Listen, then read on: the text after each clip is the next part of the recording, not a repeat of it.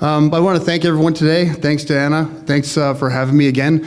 This will be the 5th State of the Region I've given since I've become mayor, and it's always a special event. I know when my first year doing it, I was like, man, I got to get in front of all these people and go through a speech that I've worked on with our stratcoms and our communications people, and mostly Adam Hardiman. And to get this together. And I haven't become much better at public speaking, because what I was told when I started this is you either read what's on the paper or you don't read what's on the paper. And so I'm still not doing that. And I'm going to blame Brian, actually, because that's how he gives a speech. And actually, it was a few years back, the late Guy Boutlier, we were having coffee outside his office, and he said, I was asking him questions, and he said, when you're giving a speech, just be you. And if you know Guy, that's not actually what he said. What Guy said was, you're the mayor, do whatever you want. That's what Guy said. And 100%, anybody that's worked with the man knows that that's exactly how Guy felt when he did anything. So with that, the good news is, I think I've become better doing the job. My love for this community and your love for this community has helped me grow as a mayor. And I think we only have up to look. We've been doing so well. I commend my council colleagues, the community itself, in helping me grow to be a better person and a better leader in this community. This council now, we have a new council. So we're working with that council right now. They're doing some amazing work. I'm proud of everybody and everybody in our municipality. As snow was thrown out there right away, that's something we're dealing with. Our municipal staff, contractors in the community, everybody is working as hard as they can to make sure we can take care of this. But again, we have 300% more snow this year already than we had the last couple of years. So Mother Nature will definitely help us, but we have amazing municipal staff doing a lot of work in that regard as well. One other thing that did change, the last event we were at, one of the councilors pointed out a photograph of myself in the 2021, and a photograph of myself last week. A lot of gray hair and a lot of long nights that I didn't know I was going to have this early. I became a senior in this over this term. And it could also be me waiting for Oilers to win the Stanley Cup. May have a lot to do with it as well. And Dave here knows that, because when we're watching the game, doesn't matter if I'm in a council meeting, he's across the world. There'll be one-word text going back and forth, whether we're 20 minutes away in a building or we're on the other side of the world. We're both cheering for the Oilers, and we're not getting any younger. So if they could step it up, be great. But I am truly grateful for the trust the community has put in myself and council. You guys put us here, you guys voted for us, and we know who we work for, and we want to do the best we can for the people that put us in these positions. And I say that for myself and for all the council colleagues that are here joining us today. We know what our job is, we know who we work for.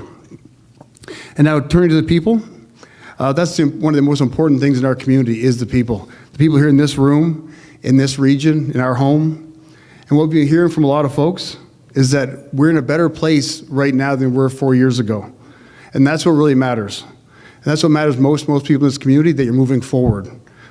And that's what really should matter. When we do these events like this and the events the Chamber puts on, we're constantly moving forward. We're constantly moving forward, pushing forward. That's what Fort McMurray does. And this role has taught me a few other things. Not to show my feelings too much, on knowing I'm on camera most of the time. So not to roll my eyes, not to make smirks. I've learned that. But as we move in a new council, I hope I don't have to be put in that position. But this is a new path, a new journey for this council.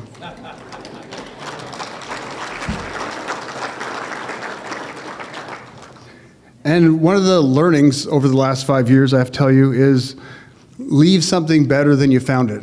There's a few things that I've learned over the last few years, and one of the most important things that I've learned, it's something I think my grandfather taught me years ago. I just didn't know I was learning it. But leave something better than you found it. And also, take care of the kids, take care of the seniors, and everything else will take care of itself. If you take care of the most vulnerable and most needy people in the community, everything else will take care of itself. So that's something I hold true myself, and you've seen council already in action, and that's what they care about, the people in this community, and taking care of the most vulnerable so we can move forward as a community. And back to Diana, we talk a lot. Sorry, Rick. And sorry about your cat. Hope your cat's asthma gets better. I'm not kidding. Really, that's really a thing. Excuse me. But Diana and her whole board of directors and the entire team of the Chamber, thank you for making this happen every year. And the crowd that shows up is here to support the Chamber. Not everyone here is Chamber members, so if you have a business and you're not a Chamber member, you want to be part of this. You're going to know about these events a lot sooner, and you won't be calling me at 8 o'clock in the morning looking for tickets. So please, if you're not a Chamber member, become a Chamber member. Exactly. So thanks, Diane. Thanks everything you guys do to champion the business in this community. She shows up, they show up, and they show up for all business owners in this community. And even if you're not a Chamber member, they're still working for you. The stuff they do and the changes they make, the advocacy they do, if you're not even a Chamber member, you're still reaping for those benefits. So please consider that. So I would like actually a huge round of applause for Diana, her entire team, please.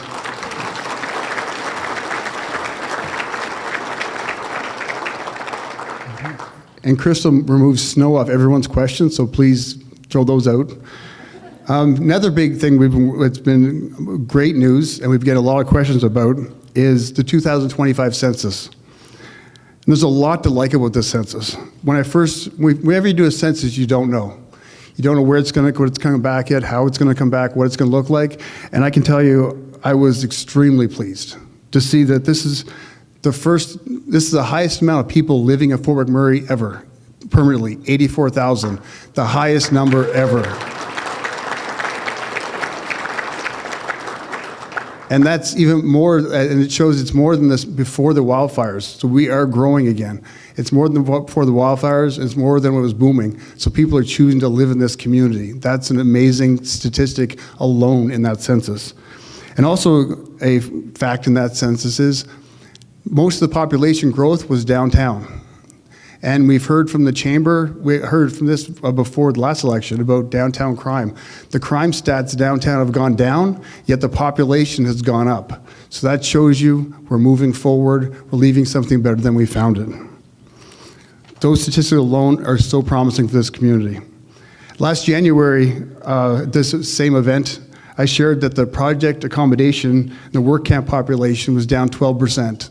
That's a huge number. Have that population down 12% means those people are choosing to live in the community. This census, down 22%. More people are choosing to live and work in this region. And more people are living here and staying here longer.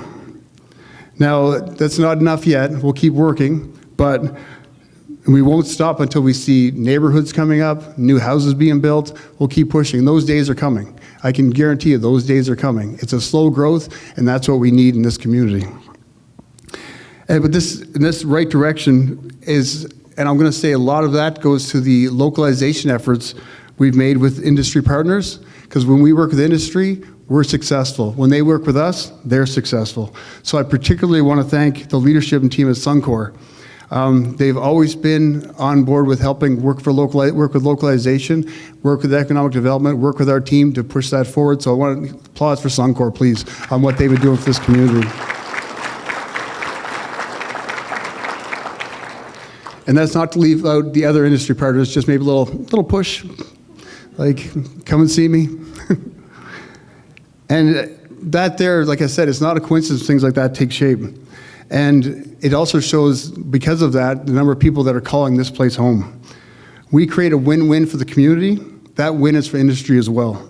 In fact, our region often succeeds when you see industry succeeding, when you see industry expanding, when projects are going, when they're doing well, oil prices are up, you see this community succeed as well. And I won't be sending as many letters to Suncor. Where's Willis? There's Willis. Won't we send many letters for Willis for people passing on his number asking for money because everyone's doing well? So if everybody's wondering, the person to send the emails to is actually Willis, not me. And there's other things we've done in this last council term to make that success happen, is the Natural Resource Tax Incentive Plan. That was something we enacted about 2 years ago. And last year I shared how Wolf Midstream had worked with us with this program to build a new facility, creating hundreds of jobs and economic activity in the region. That wasn't a promise, that was real and led to good things. And I can tell you right now, there's a few other organizations looking to invest and use that same tax incentive to bring more business to this community. So that's something, a small motion in council, as Crystal had mentioned about things they're doing with the chamber, little things build up to big things. That keeps moving forward. And that industrial tax incentive program, people are talking about it, they want to use it. And we have a few, and with all that to say, when we do well, industry does well. When industry does well and the community does well, the businesses, local businesses do very well. And from that, what it's often said is, now more than ever, when Fort McMurray does well, Alberta does well. When Alberta does well, Canada does well. And that all comes from here. And I truly believe that this region is the economic driver for the entire country. We need the entire country to realize that, that fact as well.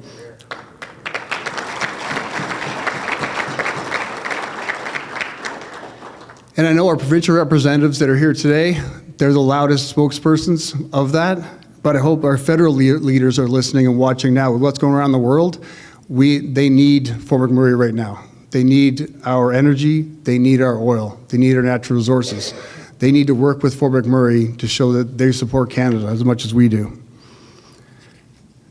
The other important thing to mention in the census, while we're talking about people and oil and money, is in the past, that's usually people have moved here for work. People have moved here to find work.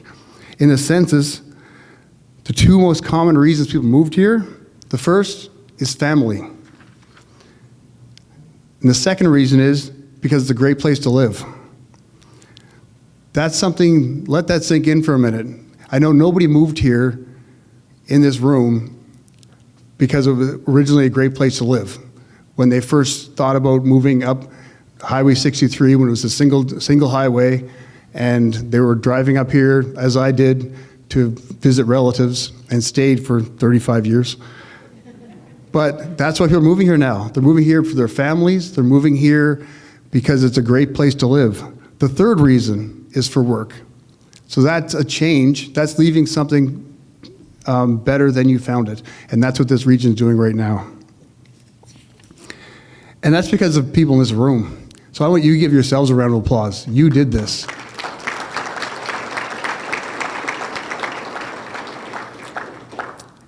And it's not in the census, but I have to speak to it. It's always a question, is the real estate in this community? But with the statistics I'm looking at and the meetings I'm having, these stats are backed up with this. And I'm not telling you something you don't know. In the last few years, it's been a buyer's market. But right now, things are taking a bit of a shift. Houses have been selling faster for higher prices, and the inventory, what is available, is falling. That means soon we'll start building houses and seeing new neighborhoods in this community. And with that, as the trend grows, industry grows, and localization becomes more of a reality. So that'll move people in this community with new neighborhoods. And my hope is that construction next few years goes beyond the major investors like Walmart, Home Depot, and it moves into smaller things coming in the community that makes this a great place to live. I'd like to see new homes and new places to live. Because people moved here, like I said, for family, for a great place to live, then for work. And we also see is the older population, an older population of adults. We're still a relatively young community, but the census shows the age is going up. And if you notice the elders in the community, we have our elders luncheons. The first one I attended in 2021 had 50 people at the Golden Years Society. The last one was in this room, in the next room, with 620 seniors.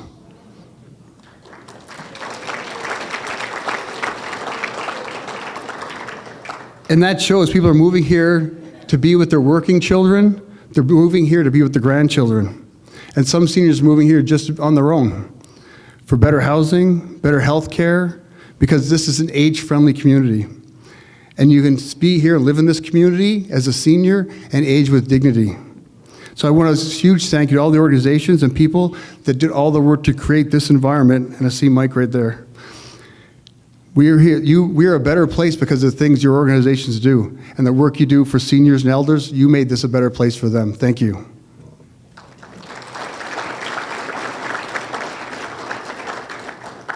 Seniors and elders also show us and teach us where we're going. We need to be guided in this community by history, heritage, and knowledge of the past. And we're in a place where people come from across Alberta, Canada, and the entire world to make a better life for themselves and their families. That's my story coming here. And I know most people in this room that aren't originally from Fort McMurray, that's why you came, to make a better life for yourself and your family. However, in this community, we must always keep in our spirit and our foundation, this is the northern region where Indigenous peoples have lived since time immemorial. We're blessed to share this land with these Indigenous peoples and communities, standing right here in this place where several historic rivers meet. And over the last few years, working in the spirit of reconciliation and friendship, we've now formal protocol agreements with all Indigenous communities in this region. That's all 12, right from Conklin to Fort Fitzgerald. I should say, actually, Fort Simpson. And of course, this is just one thing in the fundamental relationship. It speaks to what we believe, it speaks to what we know, it speaks to what we care about, and what they can teach us. And I've said it before, and we reflect on our relationship with Indigenous communities and peoples. We are where we are, but we know where we're going. We're not going back. And let's let the future generations look back at who the people are leading this community right now and say they're the ones that changed it. They're the ones that took this in the right direction. They're the ones that are doing these changes now and moving forward. So the work that we're doing is going to keep moving forward. And again, we're leaving it in a better place than we found it. There's still more work to do, but right now with the Indigenous communities, we're walking for that work, we're walking together. Another journey this community has seen, and I know this is a favorite tagline with a few people I know that I've used over the last 5 years, we've gone from a small town to a boom town to a hometown, but it hasn't been an easy road. It's one that has successive challenges over and over in this community, but we've always survived. We've lived through these challenges, we've shared these challenges together. Some of those challenges are still here. Some are probably always going to be here despite our best efforts. But in my past life as a fighter, I can tell you, being knocked out, and I was knocked out once, that one time taught me a huge lesson. That one time taught me to get back up and be better than I was. And that goes for this entire community. We've been knocked down, and every time we got up, we've gotten back up, and we've been 110% stronger every time.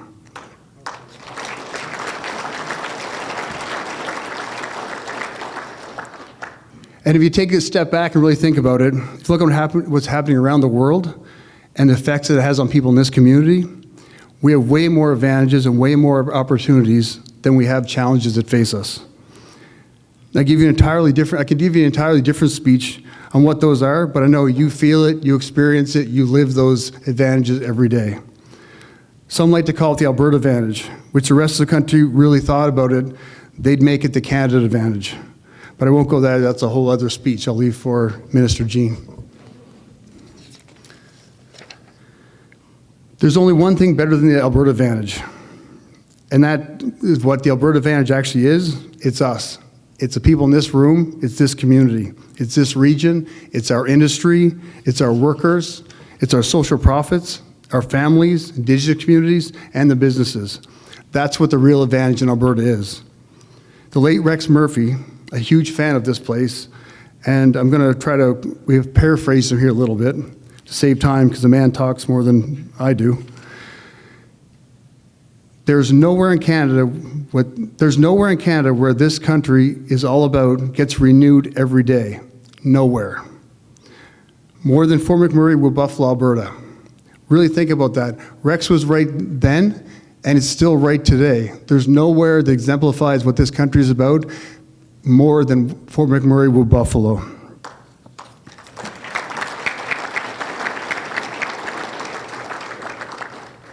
So we know as populations increase in the province, most people's first stop is Edmonton and Calgary. But now as things are moving forward and we see the population growing here, People are starting now to move to Fort McMurray, and Alberta and Canada's energy capital. So those are some great statistics that are coming to this community that I'm super proud of, actually. I'm proud of the work that's been done by the community, with industry, working together, and with all our different groups that work together in this community to make that happen. And now the fun part, budget. That was a marathon. So I thank my council colleagues for the 12, 13-hour days that we put in, and everyone was engaged and really took the time to study what was on that and make some important decisions for the community. And some of those decisions were business-orientated, some were growth-orientated, and some of those were social profit-orientated. To do, like I said earlier, take care of the people that need taken care of. Everything else will take care of itself. Now, this budget, $661 million budget, was passed by council. That's about $100 million more than 4 years ago. But again, we're still positioned to have the lowest municipal tax rates in Alberta, with no debt and no deficit. And I would challenge any community in the country to be able to say that.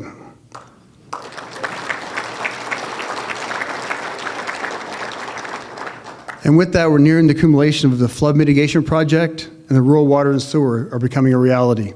Those two are the two biggest municipal projects in this municipality's history, and they're almost complete. And this year, we'll open the new twin-side arenas, which I know our new CEO will be really happy to see more ice in this town. And we're also helping build, I guess we're building it for you, the new arts incubator. And where's Leanna? There she is. So that shows council's commitment to not only, we talk about all the time, where we support the sports, and there's no support for the arts. This shows that accumulation of the two major projects in this community that are happening right now, is our arts incubator and that twin arena going up. That's something that's going to help everyone in this community. And we have to keep also making things easier to have a business, start a business, grow a business, but with common sense and community-first attitude. Start at a place of how can we help you? And we will continue to invest and protect, keep the downtown vibrant and safe after the success of our downtown revitalization program. This program saw over $10 million turn into $30 million investment downtown. And that was using mostly local contractors to support local businesses and workers and support local property owners. Of course, alongside the increase in the budget, funding year over year, we've increased the funding for Wood Buffalo RCMP, bylaw services, and regional emergency services. And by supporting community plans for the homeless in our credible social profit sector. Tune in Tuesday's council meeting. You'll definitely want to, this is be one of our best episodes. If I can, I might have to stop calling it that, actually. And we're going to continue what we're doing. We're going to continue doing what's best for the people that live here. And what's best for people that love this home and the people that are proud to call this home. Whether you've been here for 30 years or 30 days, this is your home. And finally, to my council colleagues, Councillor Brandt, Councillor Boussier, Councillor Luana Boussier, Councillor Cardinal, Councillor Marcel, Councillor Don Scott, Councillor Kyle Van Castian, Councillor Jennifer Vardy, Councillor Stu Weigel, and a special shout out, happy birthday to Councillor Mike Allen. Today's his birthday. We're super fortunate, I'm super fortunate as well, but you're the winners here. I think you've elected a great council and self-proclaimed a great mayor. You have some great photos. Thank you. But we're also welcoming a new CAO next week. Monday's his first day. CEO Andrew Boulier, no stranger to the region. I think I've known him since I've been in town, and generally just from hockey rinks, I believe. But he's someone that's grew up here. He's someone that's been working with industry. He's worked with social profits. I don't know if I can tell you. Yeah, I'll tell you what the hell. Don Gee said I could do what I want. One of Andrew's first questions was, can I remain active volunteering in the community? That was the only ask. So that there shows you something of a great leader. So I want to give you applause for that.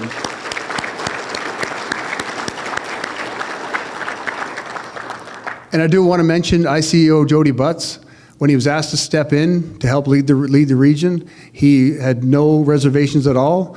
He's led us through several evacuations into the community here out of here, held several fires and several emergencies. He's always someone that steps up. When you need help, he doesn't ask why, he doesn't ask what, he just says, I'm here, whatever you need. And that's what he did. So I want to, if a round of applause and a huge thank you to ICO and now back to Chief Butts.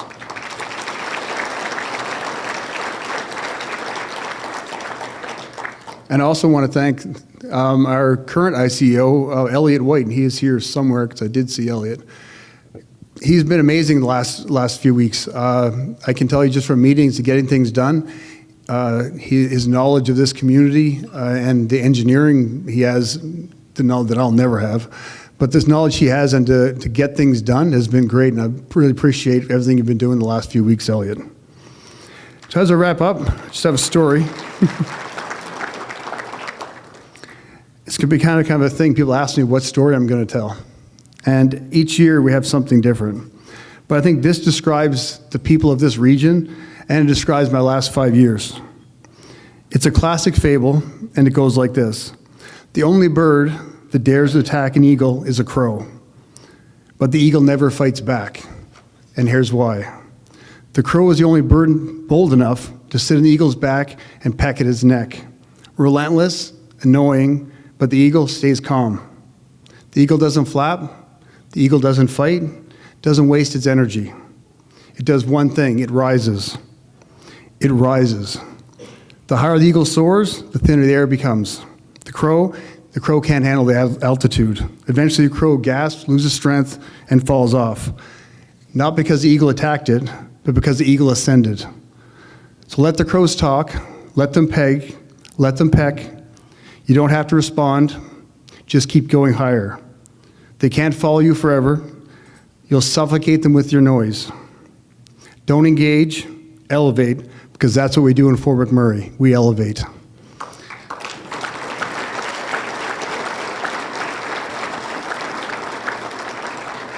Marcy Cho, Kinwis Kumpton, thank you everyone.